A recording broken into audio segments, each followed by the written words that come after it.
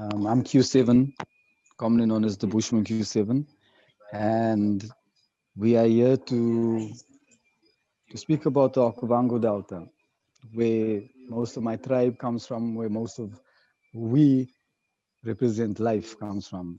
And this occasion brings us to, like my elders just told me now, it's a momentum of something that's going to come to an end, something that has happened. And unfortunately, that end would become our life and our living there as it is now. It is not something to be looked at as sad. I mean, in the beginning, things start to end, and we as the sun just don't believe that this is our end, no nature's end at this time in our lives. And me, along with the other leaders walking out around South Africa, has finally gotten a time to bring people together and unite against this. Not only Recon Africa's actions, but many other actions in Africa and around the world concerning land that where indigenous people live on and other communities. You know, we as the Sun has always viewed it as something that should never happen. We are constant gardeners of everything. Nothing belongs to us. We just have a job. Um,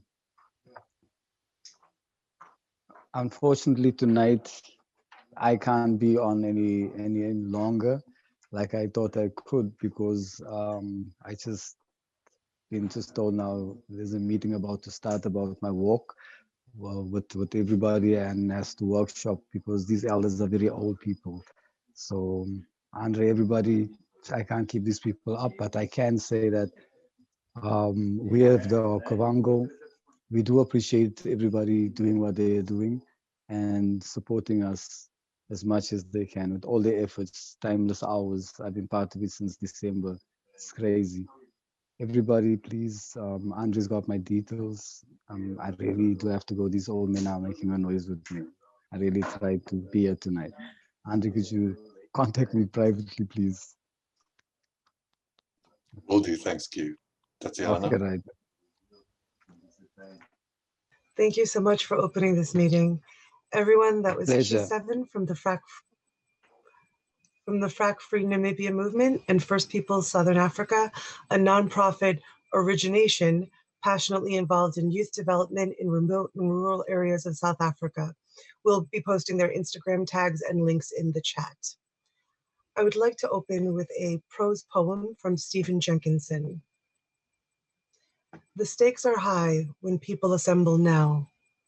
The mark of citizenship in a strange time is the willingness to be sorrowed aloud and to carry yourself as if the kids are watching, the not yet born kind.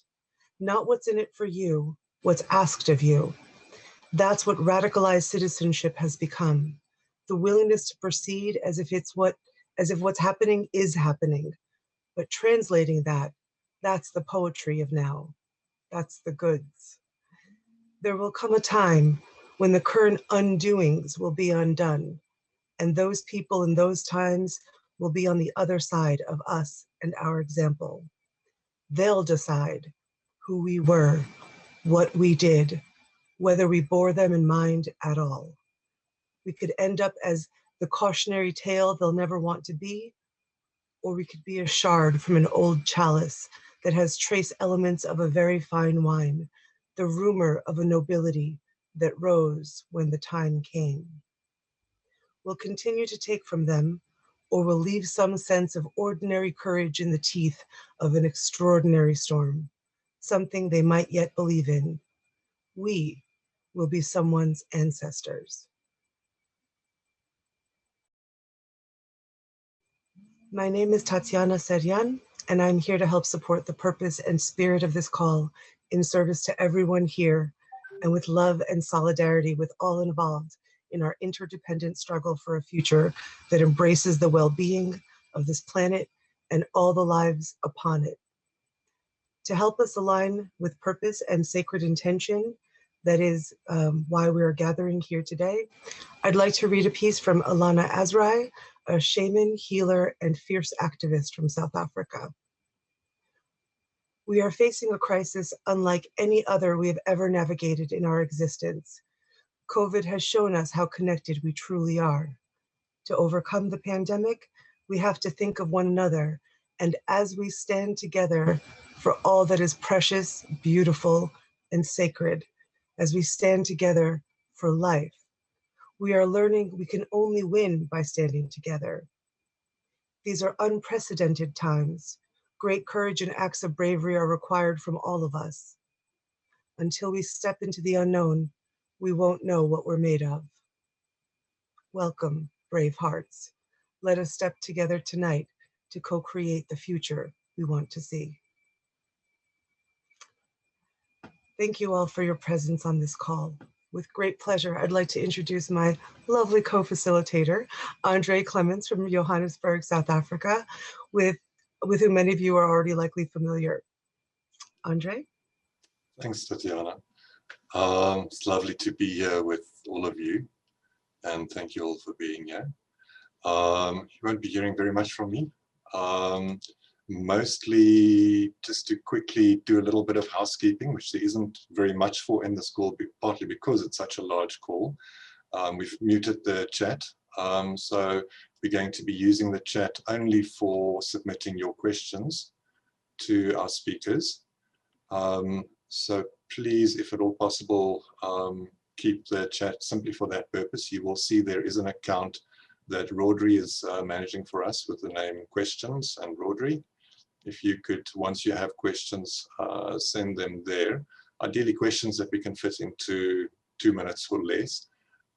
We have received a lot of questions. We are going to prioritize the questions we receive after the speakers have had their initial 2 sets of talking specifically about the vision around the original founding of Extinction Rebellion and the kind of early creation of it. And then a second set also of about 5 minutes each with them talking to the future. Then we'll go through the questions. You can indicate, I think Rodri is going to post a little template that you can use to send the questions, indicating who you want to address the question to, whether you want the question read out for you or whether you'd like to read it out yourself. Just want to check there's no other notes that we need to go through. I think that about covers it. Anything else, like, you know, many XR things, we'll play it a little bit by ear and adapt as we go and figure things out as we need to. I won't use the usual quote for that. And with that, I'll hand back to Tatiana. Thank you. Thank you so much, Andre. I would like to take a moment to introduce and welcome our guest speakers. Clare Farrell has tirelessly devoted her creativity, her energy, and on several occasions, her personal liberty to fight against climate collapse and the wider environmental crisis. She has been an educator and lecturer on fashion, ethics, and sustainability for over a decade, having spoken at Central St. Martin's, the Royal College of Art, London College of Communications, and Goldsmiths, among other institutions. As one of the founders of Extinction Rebellion, Clare has built and coordinated the creative team that originated the name, identity, and messaging for the movement. She has held various roles within XR as a trainer on a wide spectrum of topics, positions in internal governance, and currently serves as coordinator for the XR UK media and messaging team and on the strategy team. Kofi Mawuli Klu is a jurisconsult in self-employment as an eco-pedagogy global citizenship educationist, researcher, and Pan-African community advocate for global justice, with specialization in Ubuntu Nkonso, I think I said that okay, I hope, grassroots people-to-people's internationalist solidarity and ground-up diplomacy action learning. His roles in various community-based organizations, networks, and campaigns include serving currently as the Chief Executive Commissioner of the Equipa Panafri Indaba EduConnections, the co-vice chair of the Stop the Maangamizi We Charge Genocide Ecocide campaign, and the joint international coordinator of the Global Justice Forum. He is also the co-chair of Brixtonics at Brixton. Roger Hallam discovered his calling for activism whilst an organic farmer in South Wales. When extreme weather events tore through his life and livelihood, he returned to King's College London to research how to achieve social change through civil disobedience and radical movements. Roger has sacrificed his liberty on many occasions, most recently this past September in dehumanizing conditions for a full month during a global pandemic. He is widely regarded to be a cogent and inspiring speaker who has helped recruit innumerable members to the movement and is highly esteemed for his depth of understanding and experience with effective societal change and strategic thinking. Along with having helped co-found Extinction Rebellion, he has also helped create the cooperative federation organization Radical Roots and the political party Burning Pink. Dr. Gail Bradbrook is originally from Yorkshire, the daughter of a coal miner and mother of 2 boys, aged 12 and 15, and is trained in molecular biophysics. She has been researching, planning, and training for mass civil disobedience since 2010 and is a co-founder of Extinction Rebellion. Gail has been arrested 4 times for acts of civil disobedience at BEIS, fracking and incinerator sites, and most recently at the Department for Transport. She joyfully invites citizens the world over to join her in disrupting business as usual, and has said she is willing to die if it would serve to protect the movement, though she has every intention to live a long and courageous life. She has delivered many inspiring talks on the science of the ecological crisis, the psychology of active participation, and the need for civil disobedience, and was recently named as one of the top 50 influencers in the UK by GQ and honored in a Women's Power Hour list for her part in instigating a rebellion against the British government. Welcome all, and thank you for your time and presence with us today.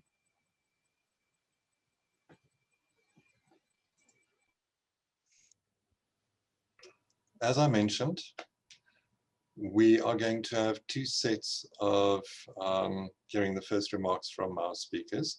We're going to start with Claire.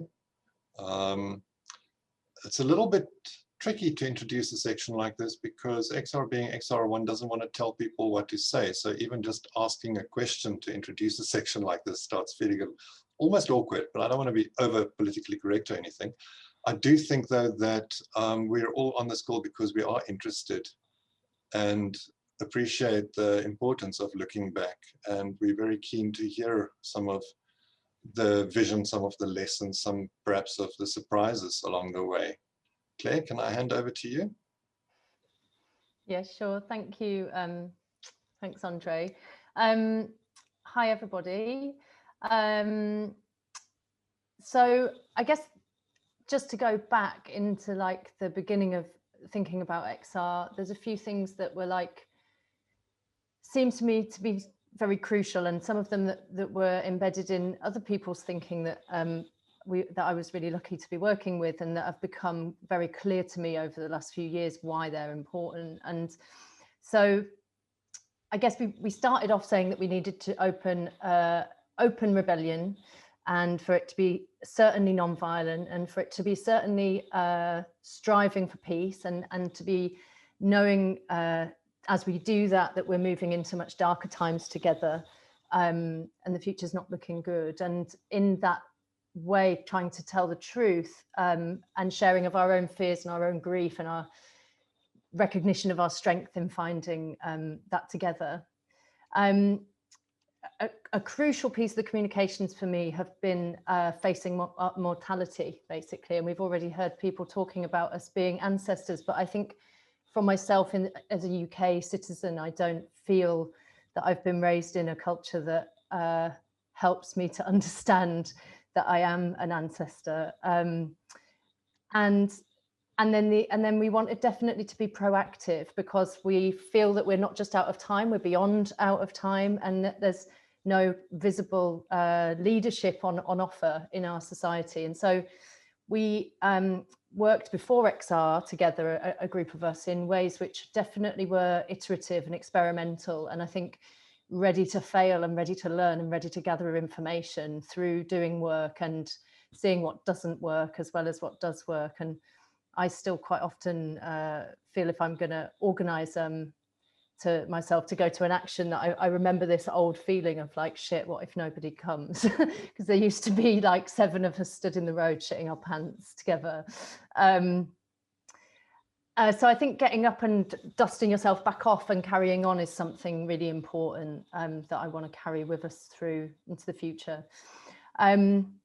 We took a creative approach, and my work in the art department and design department was always understanding that we needed to do creativity, but we needed to do it with a sense of urgency and a sense of joyfulness and a kind of celebratory refusal, like a joyful act of sort of collective no, and to encourage disobedience and to try and communicate the virtue of disobedience when you're living in a system which is trying to self-destruct, I guess. We tried to design things that would invite participation and encourage people to learn. We don't make merchandise, for example. Like, one of the reasons why I think that's important is because if you want to own a t-shirt or an item that we've printed as part of a movement, it is attached to an action. So the act of doing it and the act of learning and skill sharing is embedded in that process. And it also means that it's not for sale, which felt to me really important. We also wanted to make things that were easy to repeat. So, you know, methods of rolling out things like print stations and workshops, all of our trainings, and especially doing, well, Gail might talk about this later, but, you know, the actions that were happening as part of Rising Up were often focused on how to make them replicable and quite easy to do, so that anybody could go walk up to a building and do the same act and repeat it with little kind of input and not much cost and not much special training to do before you do it necessarily. And that helped, I think, to build like a swell of work, which hopefully was, you know, relatively inclusive and encouraged mass disobedience.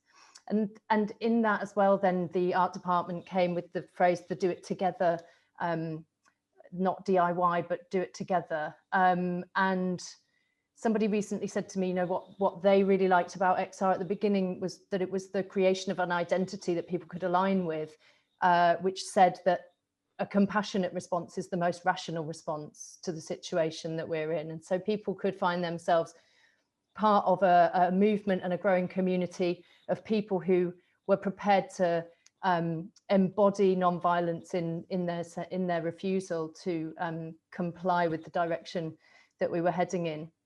And it was important to us that we were able to borrow the symbol from the artist that created it, which is a great, I think it's quite a great thing to have at the heart of your movement, actually, is that a major creative asset that you don't own. It's very, I've found it very helpful and a useful thing to work with in many ways. And we tried to communicate visually as much as possible with, I guess, iconic kind of symbols of skulls and bones and things that would remind us of our own flesh and mortality and the reality that we've only got this one kind of life and this one chance to do this work. And then where we couldn't avoid needing language, we tried to also embed in the culture of the creativity, the concepts of empathy, of love, of care, of non-violence, and make sure that people were going to really understand that we were coming from a place like that. And as designers and creatives and artists, something else which has become clear to myself and a lot of the people that I worked with at the beginning is that there isn't really an opportunity right now for us to find ourselves with a sort of morally neutral option for our work. And you know, that phrase that we're living in times of consequences, and our work has impacts, and as designers and artists we have to recognize that we have this kind of great privilege and that we have this great responsibility to try and maximize our work so that it can have a positive impact, where the majority of creatives are employed by people who ask them to have a negative impact in order to make a living, basically. So yeah, I'll wrap up there and pass on to the next person. Thank you so much, Claire. Kofi. Yeah, thanks, Claire. And for me, I think I'll go to lessons because XR has been around now for a couple of years. It's spread to certain parts of the world. It's tried to engage various people across the world. It's actually, gained a reputation as a major movement influencing public opinion across the world on the climate and ecological crisis. And I think in that it's done pretty quite well. Therefore, for me, once you look at the original design of its form and also aims, principles, values, one say that yes, having a broad, open, truth seeking and telling movement that welcomes all who want to do something about climate and ecological crisis, seen as the greatest agency of our times, threatening all life on Earth. I think it has proved that kind of movement is necessary. Not a matter of grouping together people of a particular doctrine. It's inviting everybody to share the truth that they know, and to be able to open themselves to other truths and find ways of working together to address something that really, really threatens all of us, all life on Earth, all the very planet. That form of movement has proved that it is what is necessary at this particular point in time. Of course, of course, there is the issue about then how it works. And, clearly there are problems with the fact that it has, even though it has proclaimed a global perspective on things, it's from the UK, it's been very, very much looking at UK issues, and in other parts of the world, particularly the global north, is still the same. There has not been much attention paid to how it will work in the global south, the political realities, in the global south. That not much attention has been paid until our international solidarity network started raising certain serious, questions. The idea that you could just globally expand XR, from the global north, particularly in the global south, has not, proved very productive. And we can see that the distinctive thing about XR, which is rebellion, which is challenging, the global establishment to say, enough is enough of all this, talk and procrastination and dilly-dallying. This is the time for people to enforce their will to ensure that things are done to save all life on this planet.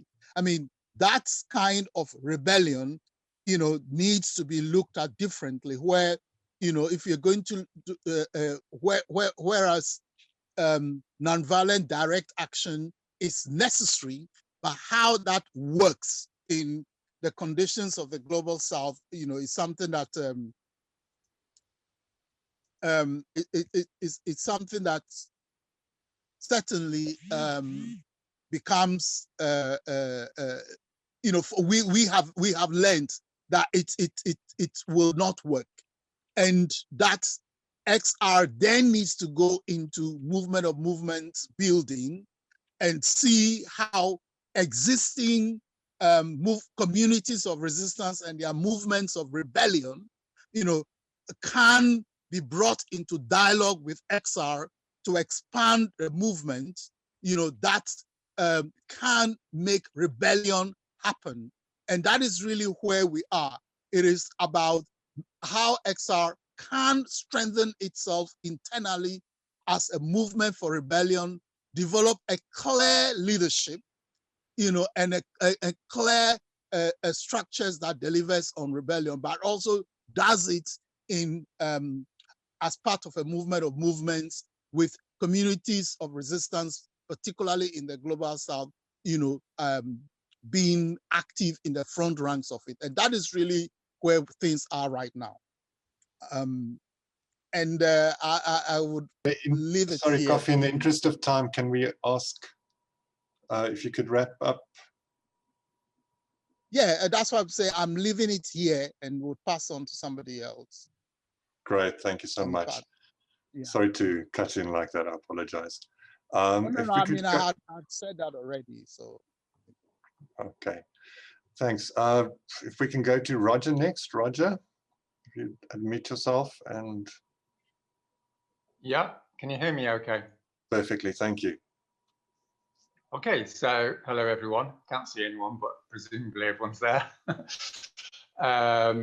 I would to dedicate what I'm going to say to my very close friend Lot, who's underneath the ground at Euston Station at the moment, risking his life to stop a big infrastructure project in the UK, HS2. And we love each other very much, and I'm very inspired by him. So I'm going to focus on what he might say in my vision. So if you don't like it, you can blame me on him. Anyway, here goes. I just decided to write some ideas down. They're not particularly coherent, but here goes. Okay, so I think Extinction Rebellion was set up with two visions in mind, or two purposes, which was to speak the truth and to act as if it's real. And although that sounds straightforward, once you actually try doing it, it becomes the most difficult thing in the world. And I think this is why we're heading for extinction, is not because of what's happening in the Arctic, but because of our inability to speak the truth and to act upon it. And the reason we find it so difficult is because we put our individual life before the collective life of our species, before life itself. Can you still hear me? It was breaking up a little bit there. Let's see. Yeah, can you hear me now? Yes, it sounds all right. Okay, so for me, the vision of Extinction Rebellion is not a campaign or a plan. The vision of Extinction Rebellion is a new way of being in action, a new way of doing activism, a new way of rebelling. And rebellion requires courage, and courage is knowing there's something more important than your fears. And I think our vision is undermined because we pretend we can't do more than we can, or we hide ourselves from the world. We know we're lost, but we resist being found because we don't realize that redemption comes through suffering, and an honorable life is to move through suffering in an act of faith that there's something on the other side of suffering. And I think that's the wisdom that we need to rediscover. I think XR created a vision, and in a way, it created a vision to fail. So failing at the vision is what we've done. And this, though, paradoxically, is the first and necessary step towards success, because it enables us to learn, and also through our humiliation to transcend our ego and act in service. And I think only when we go through that stage of destitution, as you might say, at the prospect of annihilation, do we begin to enter a journey that we can be proud of, a journey which doesn't need to have a positive outcome. And I was sort of on a Zoom call this week, for instance, where there was only 4 people who were interested in entering into resistance to the point of being taken to prison. And I felt a a complete failure. And in many ways, I feel my whole life has been an utter failure because of my inability to stop the cruelty and injustices that people engage in. But personally, I've found that there's a beauty lies in trying rather than in succeeding. So I suppose I would like to summarize by saying that our vision is not so much to tell the truth and act as if it's real, but to fail at such a vision so that we can enter into a state of grace about this failure. And the great paradox of human existence is that when we enter into that failure and we therefore enter into humble service, we lay the foundations for the miracle that will save us, because only a miracle will save us. And that narrative, I guess, is written many times in the great stories of our ancestors. And here we are again. Those are my thoughts. Thank you so much for them, Roger. I would like to pass on to Gail.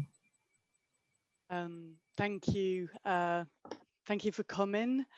I also wanted to send up a prayer and thoughts to the HS2 folks underground at the minute, and I'm glad you did that as well, Roger. And I also really want to thank every single person here for everything that you've ever done for this movement. I often hear people saying to me, oh, I just do this thing, and I want to ban this word just. Like, this movement is so much bigger than any vision that any one of us originally had. And in teal organizations, it's one way of talking about them, there can be an evolutionary purpose that births through all of us that are here. I would say that the vision of those of us that helped found this movement had differences, and the way my friend Wolfgang said it recently is that the stitching between them wasn't always that tight, and in some places has come undone at times. And so, you know, Claire's spoken about the value of art to communicate. I really saw Roger holding the space around truth telling and systematizing mass civil disobedience. You also had Stu Basden really focusing on debrief and learning. Ian Bray was glad to see here today, was always one for using his Quaker faith. I'm sharing my perspective on these people, by the way, they may tell it different. His Quaker faith for turning up and showing up and doing whatever was needed. Robin and Frida were amazing at operationalizing the systems that we needed to put into place. You had Lizzie and Sibby on regenerative culture. Nils was bringing in international elements. They made that first connection with Greta. I sort of always felt in a way that my role, because this for me had come through a deep prayer and a deep doing the most frightening thing of my life, actually, was about holding something of a glue between us, and I apologize for all the ways that I've failed to do that. I wanted this movement to lean towards being prefigurative, and we were never clear to set up our systems and processes to make that possible, and clear in what we really meant by that. Although it is embodied in our principles and values, it's how you actually manifest that through the systems and processes that you put into place. And of that list I've just said, there's clearly missing voices when a group comes together. I'm really glad that early on we made contact with the Stop Them at Angamisi folks who we were really clear that we couldn't think about internationalist solidarity as white UK-based Westerners, that we needed to be educated and told from the Global South perspective about how that should work.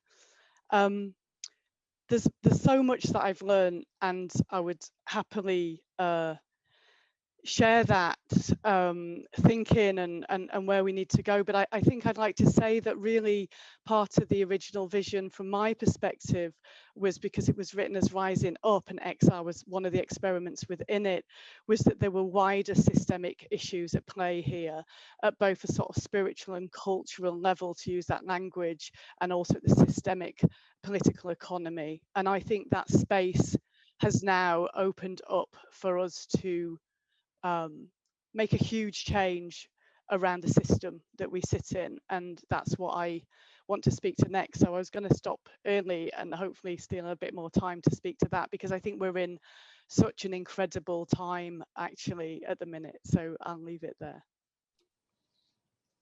Well, we've made a change to our original schedule, and we're going to invert the order now to start looking more at the future. Gail, I'm going to hand right back to you and go for it. Thank you. So, you know how Gandhi said this thing, first they ignore you, then they laugh at you, then they attack you, and then you win. This guy, Ben Phillips, I just came across, who's written a book, How to Fight Inequality, has added to that quote. First they ignore you, then they laugh at you, then they attack you, and then they say that you've won. And I think this movement is there. They are telling us that we've won. Think back to 2018. There was climate denial was rife. The system was rolling out more pain and denial. And a big shift has happened. They are telling us that we've won. That means it's a time of great opportunity and great risk. And it's so important that we focus deeply on moving forwards at this time. This COP process will be defined by the Biden administration, who has said that their approach to climate change is to centre racial justice and intersectional approaches. You've had The Economist magazine speaking with some big voices from the UK about it's time for more deliberative democracy. The original vision, I think, of XR was that it was about democracy. We had a failed democracy. You've had the systemic report that's saying that that the markets are moving in the direction of finance towards, you know, making this big shift. And most astonishingly of all, I think the World Economic Forum has just come out, supported by the voice of Prince Charles, to say it's time for a great reset. That, you know, Prince Charles said we need a paradigm shift. So listen, these folks are saying we've won. Not only that we've won, that there's a problem, but the problem won't be solved without changing the system. We should really breathe that in. That's the big moment, right?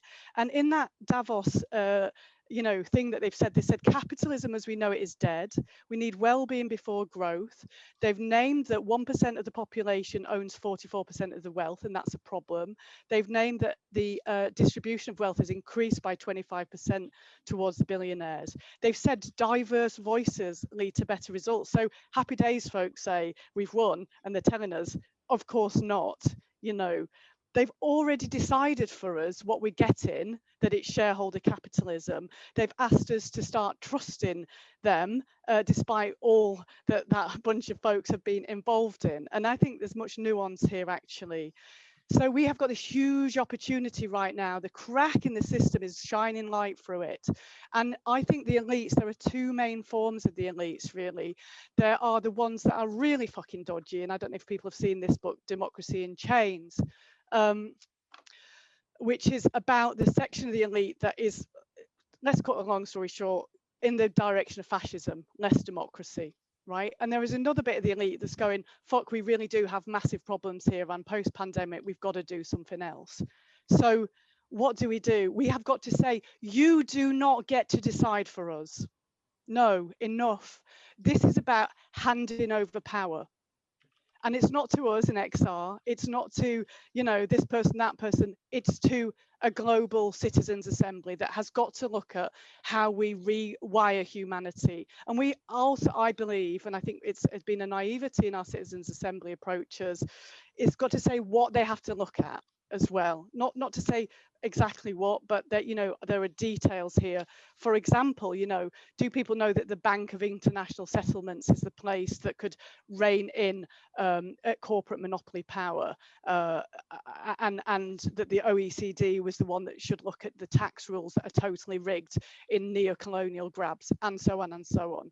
Now, how are we going to go about saying this is not for, you know, you to decide, and we insist on a global citizens assembly and deliberative democracy to be put into place? How we have to shatter the illusion that this system is here for us. We have to be in that courage that Roger was speaking about. And we don't have to gather on the streets in the same way. You can have rebellions of one, I think, in the meantime. I think we need a mass breaking of the waters and birthing of the new ways, which will look like the breaking of windows in all of these establishments that are the enablers of this system, the banks, the banks of, you know, the central banks, the accountants and so on, you know, the PwCs, the mass, and it's not like that all the people are bad, that's not the point. We have to really shatter this sense of this system and say we want something different, and we demand that you stop saying that you're the ones that get to choose and you get to tell us what the solution is and you get to ask for our trust. So that's my vision for this year. I actually think that XR needs a new set of demands, and I think that's possibly one of our problems is how we make decisions. I just want to check that I'm not going over the time. Possibly I have. Okay, it's about people. Okay, I think it's fine. It's mostly about that citizens' assembly. So thank you. Gail, thank you so much. That's incredibly inspiring, especially as someone who's working on One Rebellion with you, to hear you say. Roger, could you please give us your vision for the future? Yeah, it's a bit funny because Gail's getting all, whoops, sorry, my internet's a bit rubbish, isn't it? I'm in Wales. What more can I say? Anyway, yeah, can you hear me okay now? Yeah, hopefully you can. Okay, so yeah, it's a bit funny because Gail's getting all political and I'm going to do a bit more spiritual stuff. So it's usually the other way around. So there we are. Anyway, here we go. So I'm just going to there's lots of things I could talk about, obviously. So I'm just going to say a few provocative things, I suppose. I'm not looking to sort of create some, you know, closed system here or anything. I'm just going to throw some ideas out. So the idea I've got is that my future vision of XR is that we let go of ourselves and let go of each other. And we give up our desire for agency because our will to power, the will to power is what got us in this mess in the first place. In other words, we need a fundamental re-understanding of who we are in the world and what we're here to do. And we need to have a sense of,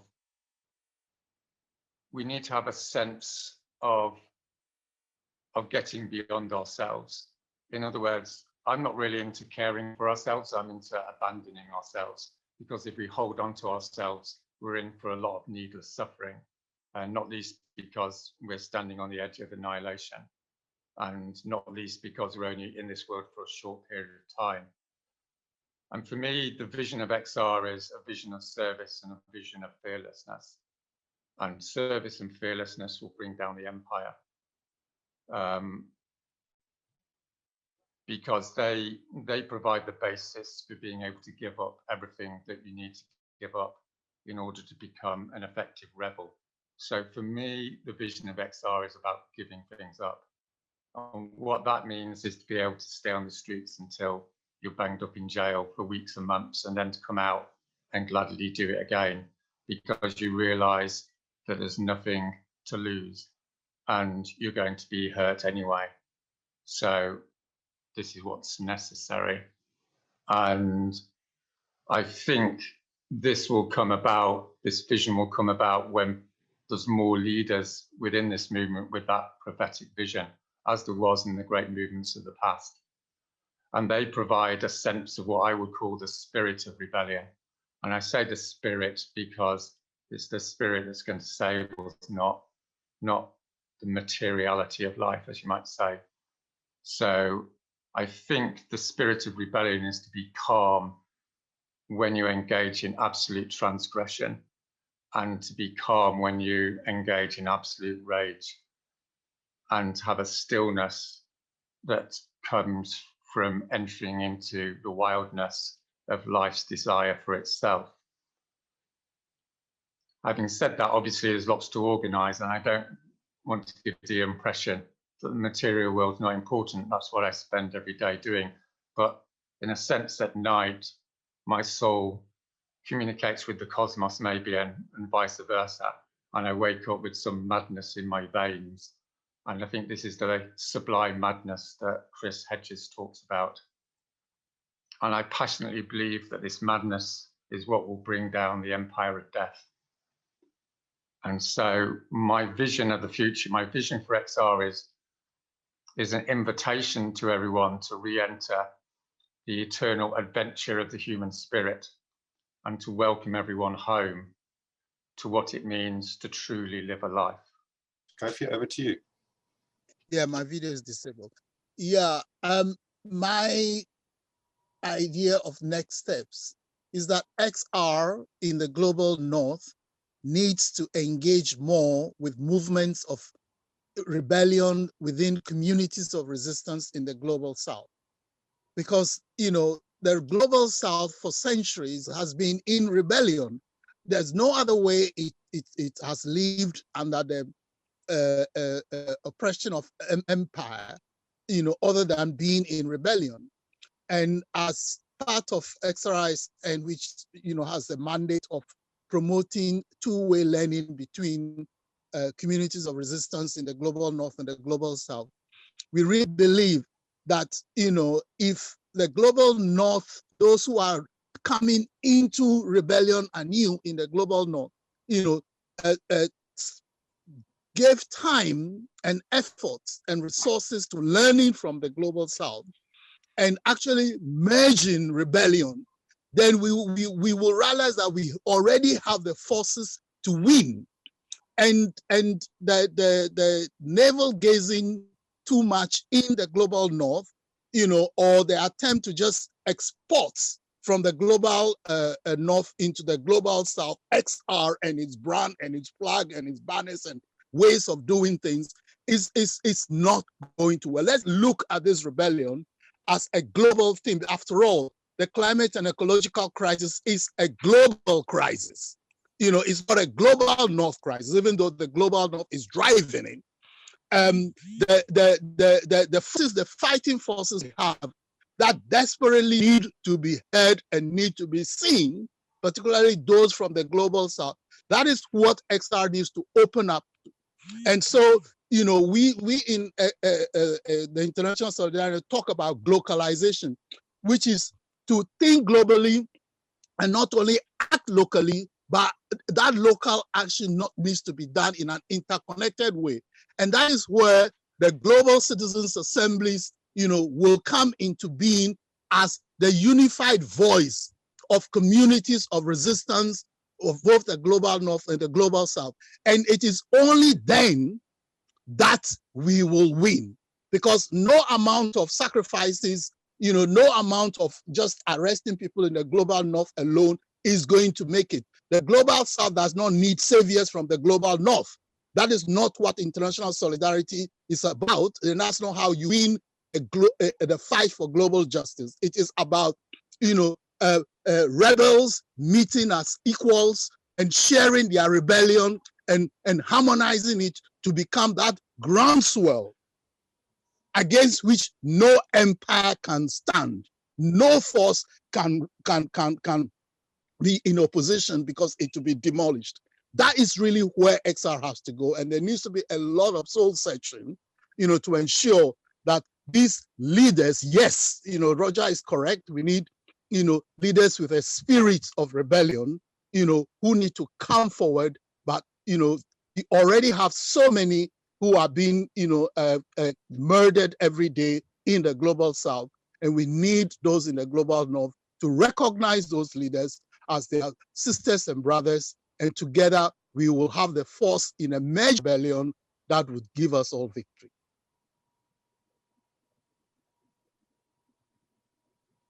Beautiful, Kofi. Thank you. Indeed, we are all one family.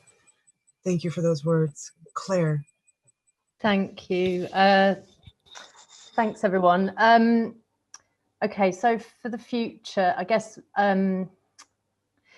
sometimes I feel like it's really clear to me that we need to build more trust in each other, because I think what we've just heard is definitely, you know, it's where my heart is, which is saying, like, we've done so much, but we've got so much further to go. And I think focus is going to be important, and collaboration, and like the magic that happens when you speak to people that you don't know, or you work with people that you don't agree with, and you know that you can actually do that, has been something that's really important that I hope we can carry on doing. And it feels very challenging to me at the moment. I think also it's really funny how Roger's just brought all that spiritual stuff, because we do struggle, I think, to hold the intangible and the metaphysical, the art, the love, the spirituality that's in the movement. And there's different ways that we can express that. But I think sometimes for me, it's felt like people understand creativity to be something that's like the art that's an add-on to the side. And really, you know, when we think about the people who put together the pink boat, or conceptualized putting a garden on the bridge, or built the bamboo towers for the Printworks action, you know, the people that create this like visible beauty and intelligence are super important. And at the beginning of the pandemic, myself and others worked on a book, The Guide to the Impossible, which was really a call to our imagination. And I think we've got to tune into that imagination in a new way now that we're kind of in a totally different place to where we were when we set out. And also it's a call to our sense of humour, which some people are sometimes struggling to keep in touch with, I've noticed. And humour is not just a tactic, but I think it's a way to help ourselves to survive as well. And at the beginning of last year, I really wanted to like issue a motherly kind of memo to the movement, which I didn't do because I didn't feel confident to do it. But I wanted to ask everybody to like forgive each other so that they could get underway with the work properly, because people wouldn't stop talking about things like Canning Town, or things like Heathrow, or things that people have done that have been difficult or that have disrupted other people's work or been challenging. And all the people who've done those things have been striving to try and do the best thing that they possibly can. I wanted to ask everybody if they could just forgive them all and like back cold hands with them again to get to move forwards again. So I would love to see people sort of coming together in that way, and accepting that the wrong things that have happened, a lot of them have been with purely good intention. And when you're doing things like this, they don't always go right. And I think on thinking about what Kofi's bringing to this conversation as well, like the call for transformative change, how can the climate movement like root itself in a sense of being with the movement for liberation, for people's liberation everywhere? And as a woman, I know that I want to recognize the amount of gendered labor that goes on in this movement, the amount of emotional work that people are doing, and like the glue that is often what holds people together. Often feels like that you know the people that do that work, and we need to support each other whilst we do that, because it's so important. And not to kind of fear failure or crave success as we go into like the next phase. And so focusing on this being long term, I remember at the beginning thinking, oh, we'll just do it for 6 months and then we'll see. And it's clear that we've started this piece of work that relates to the idea of rebel for life, not just like for a couple of years. And so encouraging the constructive work, the deep work, the visionary work, and I guess also to bring up Chris Hedges again, that, you know, the acts of courageous kind of selflessness are contagious. And when we're showing each other that leadership, that's really what helps to encourage each other and bring people on. And we just need to recognize the need for leadership, and the fact that when people show up and put themselves at risk and show themselves and their vulnerability to the world, that it gives other people I think a strong invitation to do that as well. And so I know it's really difficult living through a global pandemic, and everything's been really, really challenging for all of us. But I really hope that we can encourage each other, continue to encourage each other to step out and confront the work together. Yeah. Thank you so much, Claire, and all the other speakers. We are receiving questions now rapidly, and this is the part where I ask that you bear with us as we figure out our technicalities on the fly, so to speak. I believe our first question is for Claire, just having started. We'll keep the recent order. Let me just see here, I can't tell.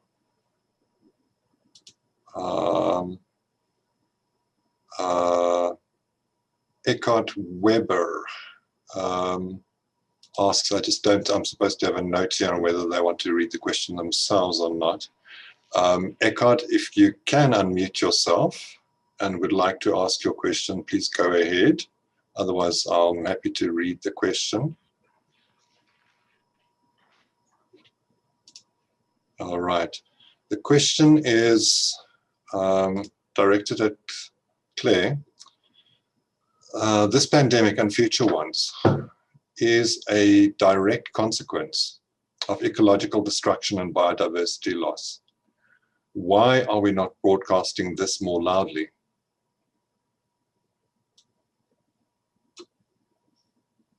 Claire?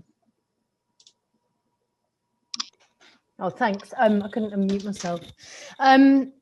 Yeah, well, that's a great question. I think there's a lot of work to be done with that narrative. There's a lot of people talking about that at the moment, and it feels really fundamental. I think it's been such a shock to the movement to have our operational capacity sort of disrupted so much by something that's so much more disruptive than we are. And I know there's a lot of people who are very keen to make sure that we're clear on the message before we go out with a big message like that. But I think it's really important, and there's a bunch of us talking about it right now about how to present that, because I think it's crucial that people understand how much increase in this kind of experience might be coming our way. And yeah, I was just thinking the other day with somebody, if this is kind of the beginning of the breakdown of stuff, it's pretty sort of feels weird, doesn't it? Because you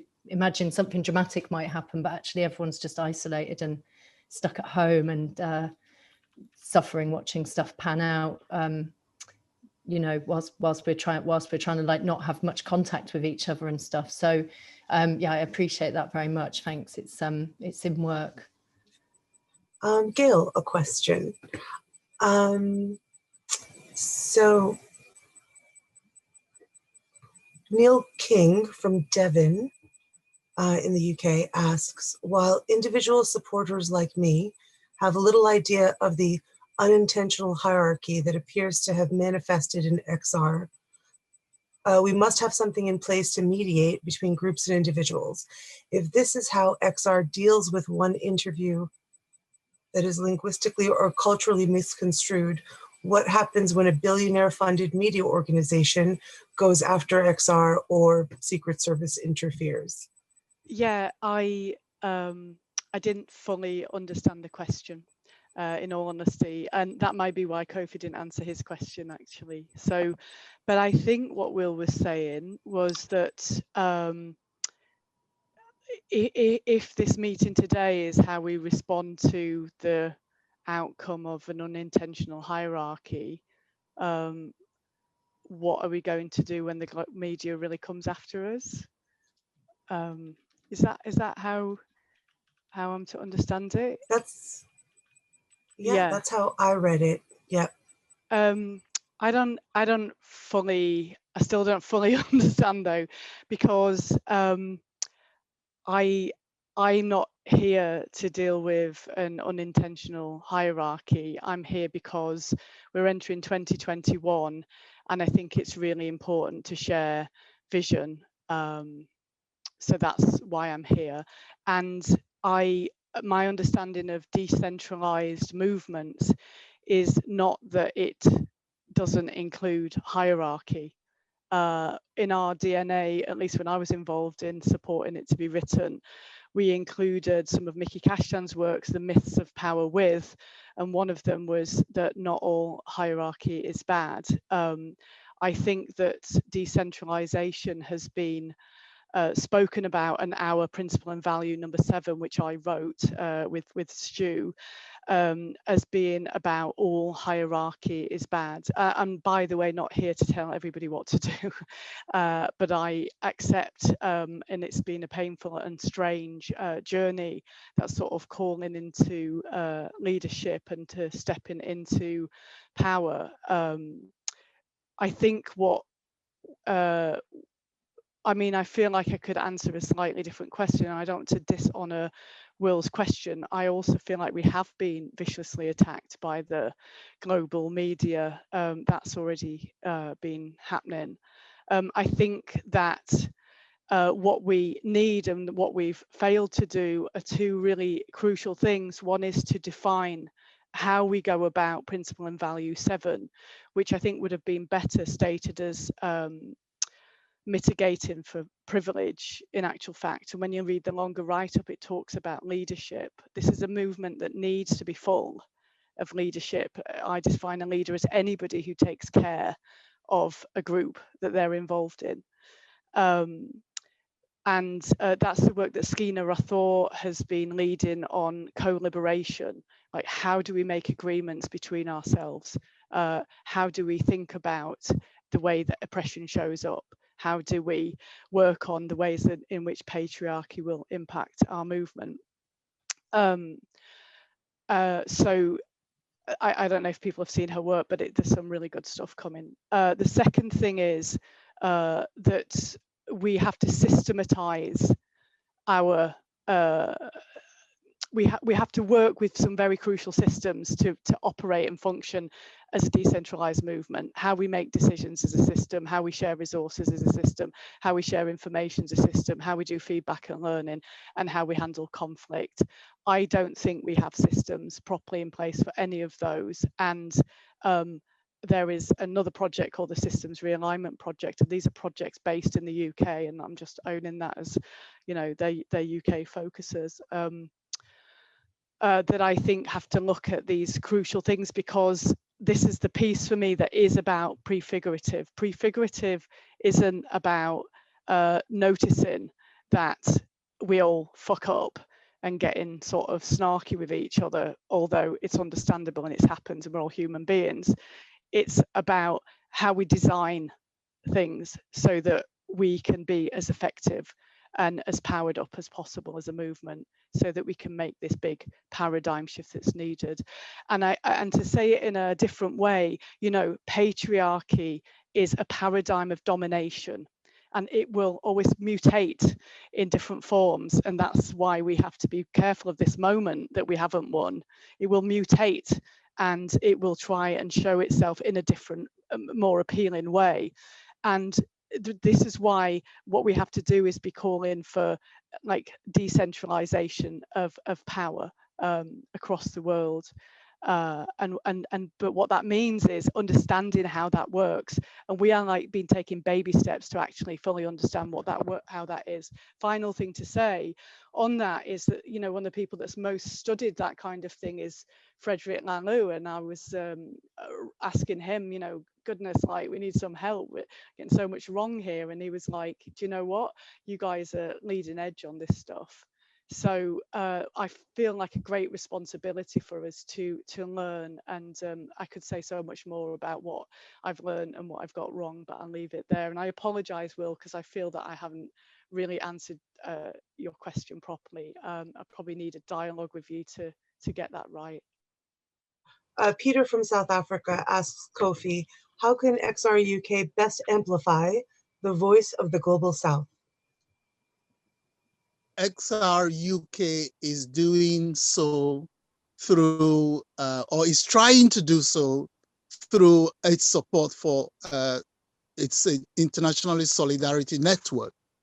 And through the International Solidarity Network, we have partner networks, you know, X-Run in Africa based in Ghana, X-Runner in Asia based in India, and X-Rise in South America based in Colombia, which are working directly with grassroots communities of resistance of course, the capacity is also limited by the resources available, and that's a huge problem.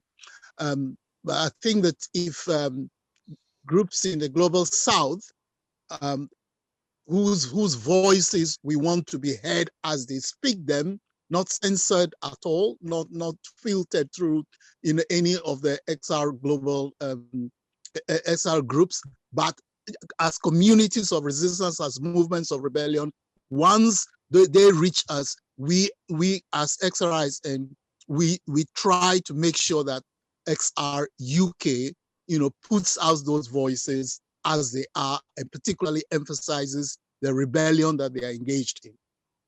Roger Tom asks, giving things up, or the vision of giving things up, is that not also about transformation of society? So we are content to sustain and not grow and grab and collect possessions to no gain. I just wanted to say before I started these questions is that I'm really hoping that this session can become a bit of a template. I'm sure it's fairly imperfect in various ways, but for me, this is what Extinction Rebellion needs to do, is to put people, in front of lots of other people and have open discussion and debate. And I think it's a very healthy thing to do. And hopefully, if we do it again, you have more important and coherent people than us, maybe. So this is just an imperfect start. Anyway, so I just wanted to say that I'm very enthusiastic about humanizing XR in this sort of way. And here's my incoherent sort of answer potentially. So what I think is that, yes, there's I think our society, by that I mean sort of Western materialist culture, which obviously is mainly in the West, but has become a dominant worldview around the world to varying extents, is a complete disaster, an utter catastrophic disaster. That's not to say it doesn't have its good sides, but what I mean by that is it prevents us from seeing what's important in life when we have an existential crisis. And the reason I sort of started off with this, I could have said lots of different things, but the reason why I'm emphasizing this theme is because unless we start to understand what our life is about, we simply aren't going to have the resilience to enact a rebellion. And what life is fundamentally about, and I have a reason to believe this is a transcultural thing, is what our life is about is being in service to our traditions and our ancestors and our belief systems. And all those things are pro-life, ultimately. They've got a very similar structure. And I guess, yes, you're right that there's two things going on. Number one is, unless we're willing to give up our privileges and our ego and our relationships and all the things we clinged onto, we're going to destroy the world, because what we need is rebels who are prepared to give up in order to get something a lot more significant.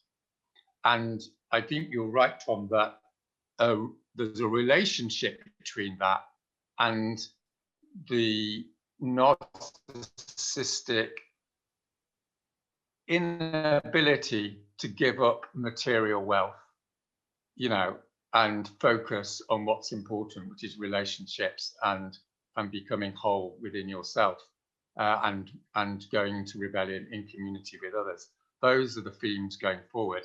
And it's a terrible tragedy, of course, that we've been sold the illiterate idea that material power provides for our happiness when, there's no scientific evidence. Yes, I was just saying, Andre, that yes, I agree with you, Tom, that those two things are very interrelated. The ability to give up, your power, to cling onto your power, and also your possessions as well. And we really need to reframe that, because we're in a culture that looks upon that as a sacrifice. It's not, it's liberation. And I'm not saying that because I'm trying to be sort of hippie about it. It's absolutely empirically true.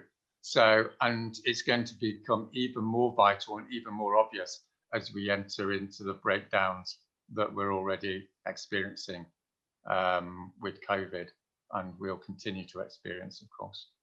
So yeah, thank you. Right, so for Gail, how can we roll back the creeping and deathly institutionalization of XR, which is a form of the business as usual thinking that is killing us all? Thanks, Kathy. And I just want to celebrate Kathy Eastburn. If I was in the room with her now, I would get down on my knees and kiss her feet. She's a real goddess and hero of this movement. And thank you, sister, for all that you do and all the pathways that you're laying down for us. I think that we have to look at when we move into bureaucratization, to use that phrase, like what's actually trying to be heard. I think, for example, one of the things that's happening is that we are wanting to make sure that voices, a multitude of voices and perspectives are heard before we make decisions. I think that's a completely correct and understandable thing to want. So when I mentioned earlier that, you know, it'd be good to have some COP specific demands, I can't imagine trying to do that in a way that feels swift at the minute in terms of the decision-making processes that we have. And I think that's a mistake.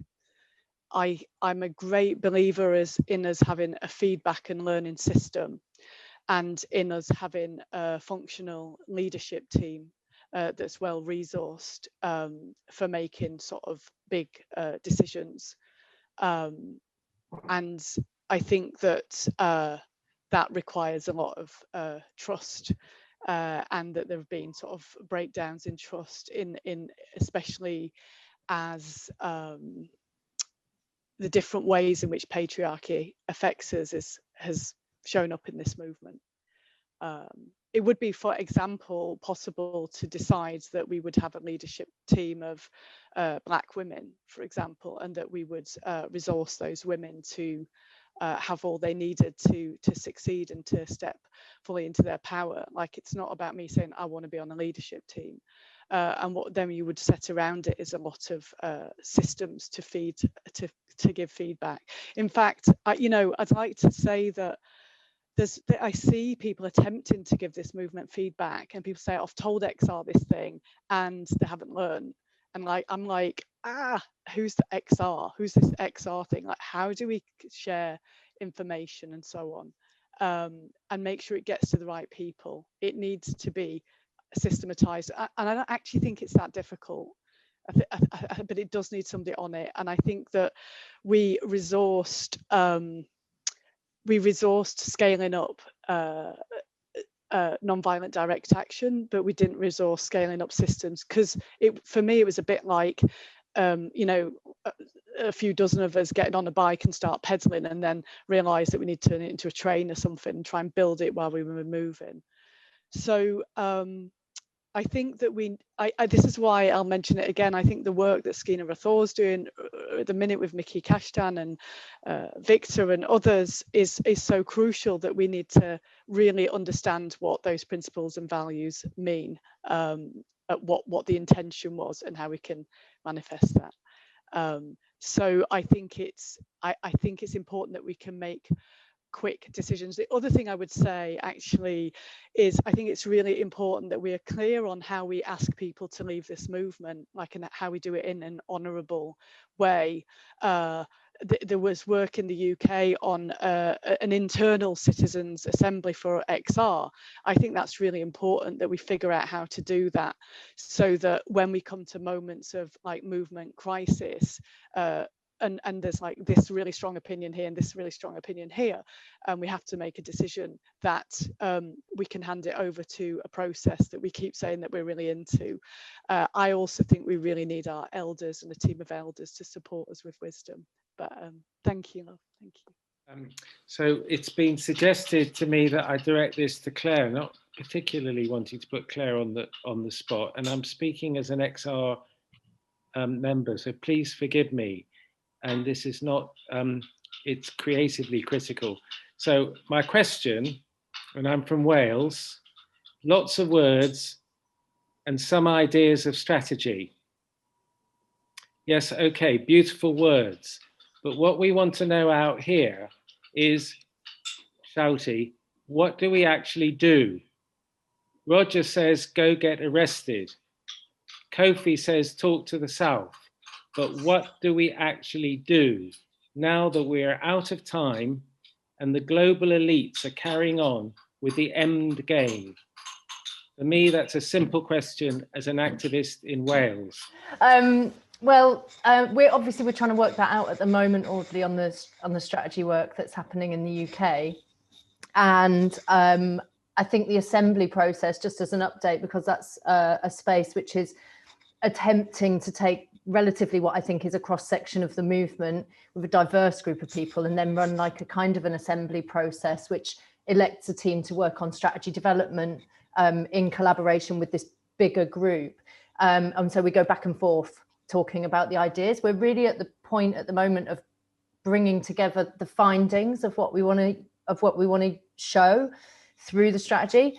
So I can't tell you precisely what's going to come out of that, but I think there are several things. So something that's really stayed in my mind is the regularity of work and actions, which is like not to say that you're going to, topple the empire with those actions, but you are going to regularly carry on doing work with an affinity group or a local group or region to keep people in motion, because in this time where we struggle so much to do the big show of stuff on the streets, I think it's really important people keep doing.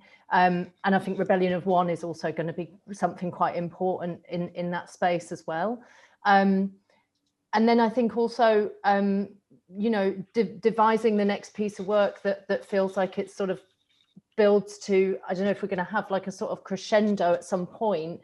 I think it's really, we've got to work out as the strategy team what we're going to recommend that looks like, because I hear a lot of people saying, well, we can't repeat the same thing again. We can't be nostalgic about April 2019 and we can't recreate the same conditions. But I feel strongly that there's like a question here about it being a numbers game and that we're not got enough active people yet. We've got to look at how we can grow again, because we've gone over the peaks and the troughs and we're relatively, I feel, quite low at the moment. So I think it's about mobilization. I think it's about like some discipline in people being able to collectively focus on a piece of work like that, which is fundamental. And I think it's important that it becomes something different to what it's been before. So perhaps it's looking at how to engage and evolve the work so that it can engage with different types of people, because we know that there are many people missing from our movement and our mobilizations, and I think it's not as simple as the criticisms that come at us. Actually, I think there's quite a lot of complexity to why people are not here, and a movement which is going to listen in mobilizing, I think, is important. We went out in a very broadcast shouting, come with us, we're going to do something.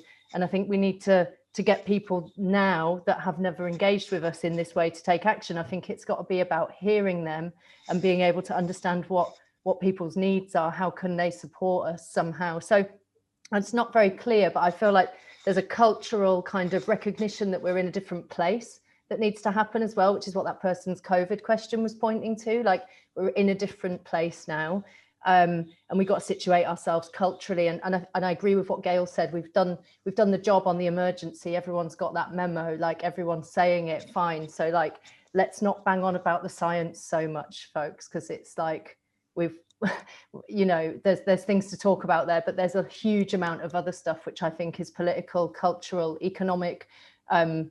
It's a huge task to look at the rest of the landscape away from the science, I think, and situate ourselves in the real world as it is now. Lovely. Thank you so much, Claire. Our next question comes from Brett, and it is directed at Kofi. Well, suggested for Kofi. I think it might have been general. So please explain the aversion to XR accepting as reality the fact that global human overpopulation is a serious problem? Well, the point is that it isn't the problem. The problem is a lifestyle imposed violently upon, the majority of humanity by a few, which extracts wastefully resources, now mainly from the global south, only to support the extravagance and obscene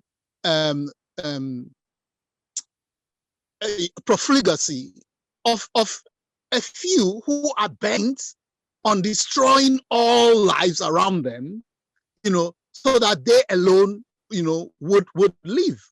I mean, that is the reality.